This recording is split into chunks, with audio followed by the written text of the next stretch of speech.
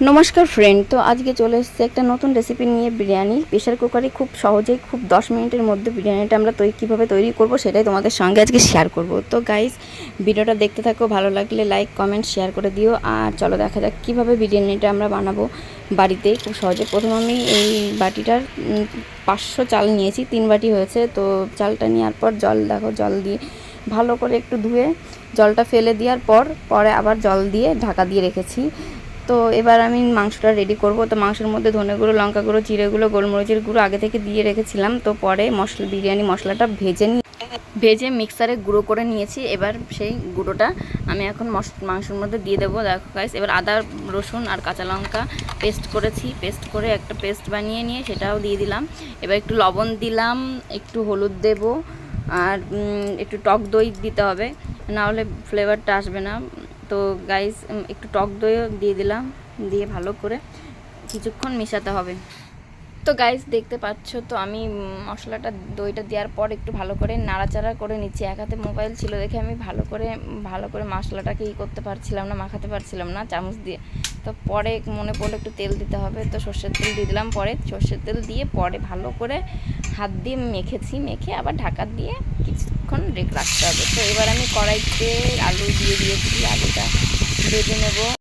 এবার একটু হলুদ গুঁড়ো লঙ্কার গুঁড়ো দিয়ে দেবো, যাতে দোকানের মতন আলুটা দেখতে হয়। গাইস এমনিও প্রেসার কুকারে আলুটা দিলে এমনি সিদ্ধ হয়ে যাবে, ওই জন্য হালকা বেশি ভাজার দরকার নেই, একটু হালকা ভেজে নিতে হবে। তো এবার প্রেসার কুকার দিয়ে দিয়েছি উনানে। তো এবার আমি তোমরা চাইলে ঘিও নিতে পারো, আমি একটু সর্ষের তেল নিয়ে নিয়েছি, সাথে দারচিনি জয়িত্রী ফুল আর এলাচ লবঙ্গ দিয়ে দিলাম। আমি আলুগুলো দিয়ে দিলাম, দিয়ে এবার পেঁয়াজ টমেটো কেটে রাখা ছিল সেটাও দিয়ে দিলাম, দিয়ে কিছুক্ষণ ভালো করে ভেজে নিতে হবে।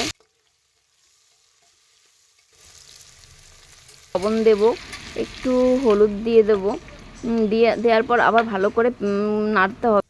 বাদামি কালার চলে আসবে পেঁয়াজে, তখন আমি যে বিরিয়ানির মাংসটা ছিল সেটা আমি ঢেলে দেব। ঢেলে দিয়ে একটু নাড়াচাড়া করব, একটু আঁচটা কমিয়ে দিতে হবে, আর যাতে মশলাটা না পুড়ে যায় তার জন্য বাটিটা ধুয়ে মাংসের যে জলটা ছিল দিয়ে দিলাম। এবার খুন্তি দিয়ে নাড়তে হবে।